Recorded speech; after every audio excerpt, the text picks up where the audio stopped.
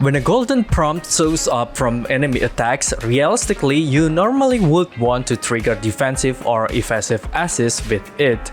But what if I tell you that you can actually perform a dodge counter right before triggering the prompt assist?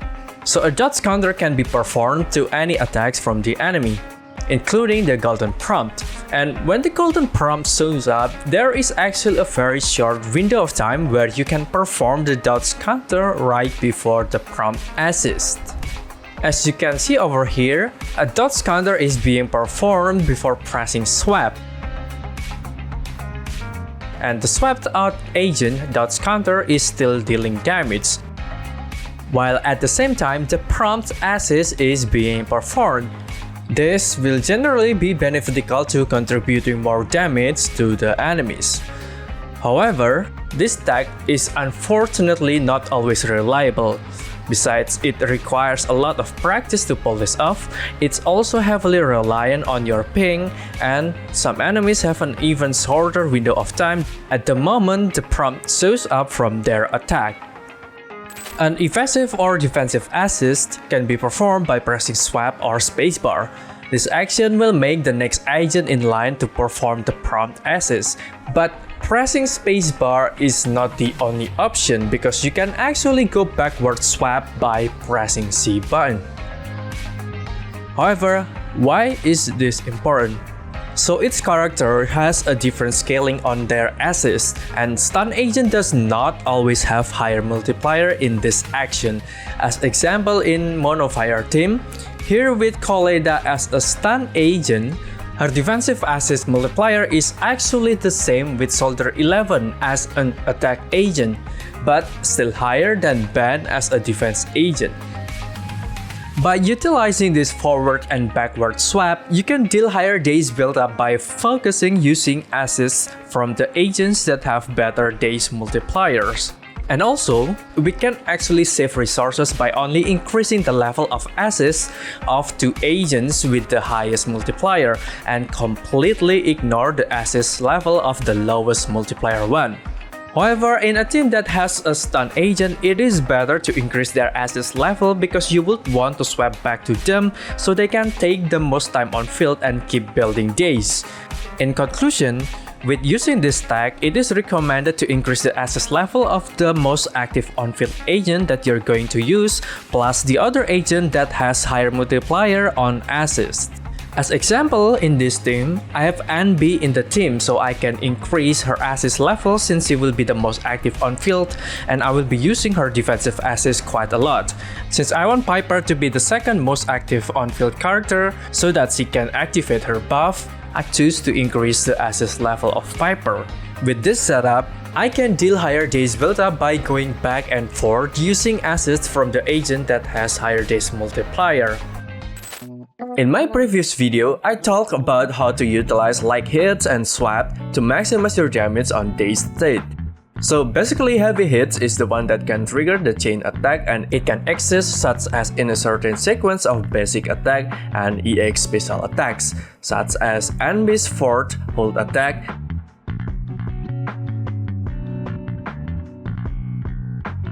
and Nekomata EX special attack last hit. This tag is utilizing the swap mechanic to have each agent in the team and have them deal as much damage before eventually trigger the chain attack with the heavy hit. Optimal way to do this is with the EX special attack, because like hits from EX special attack is still considerably better than doing normal basic attack. The example in practice is when you perform EX special attack, you swap to other agent to avoid hitting the heavy hits from it, and doing the same with the other agent until you finally deal the heavy hit with the last agent and trigger chain attack.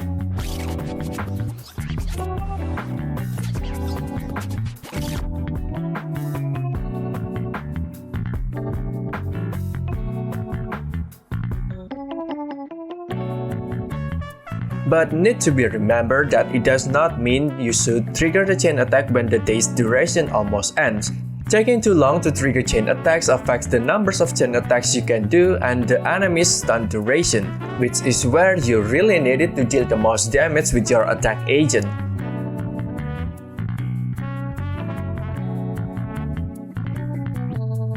Now let's see what will happen if you do it in the proper timing.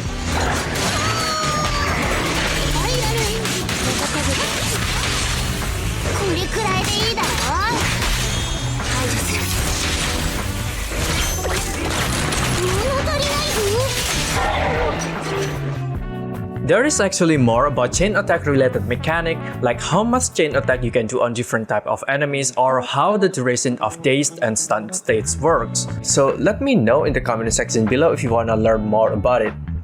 Then okay, but why don't you spend the energy for doing the EX special attack on the stun duration instead of dazed duration? Wouldn't it just be the same? Or is it? For that, I will explain why with the correlation of utilizing the next tag.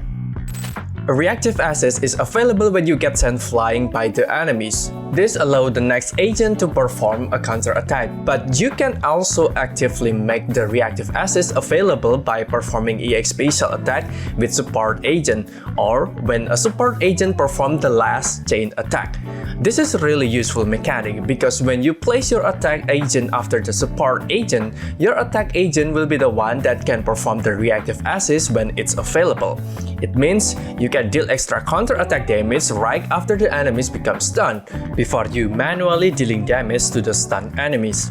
But that is not the most important factor about doing this. By having a support agent performing the last chain attack, it allows you to actively get the buffs from them or debuffs to the enemies so you can deal more damage to the stunned enemies.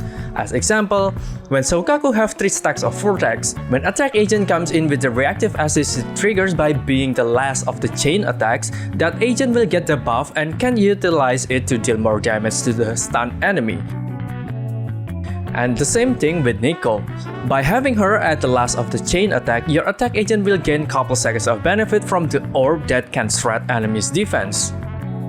Utilizing this tag is also highly beneficial for specific agent like Nekomata, which requires her to perform a dodge counter to activate her self-buff. And to top it off, it will be so much better when you have the ultimate ready to perform right afterward and allow the enemies to take the maximum damage possible.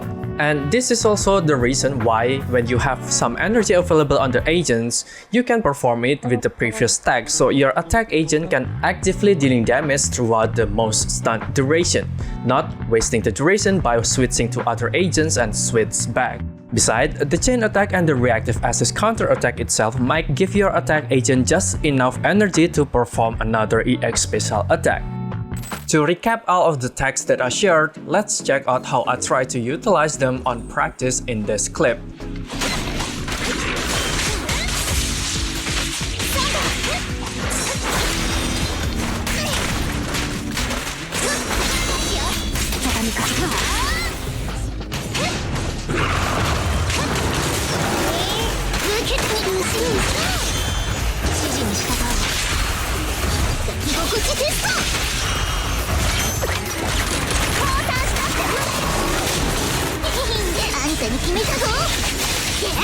And that concludes about all of the things that I want to say in this video. Thank you for watching, hit that subscribe and bell notification for my future contents. Like it if you like this video and I'll see you in the next one.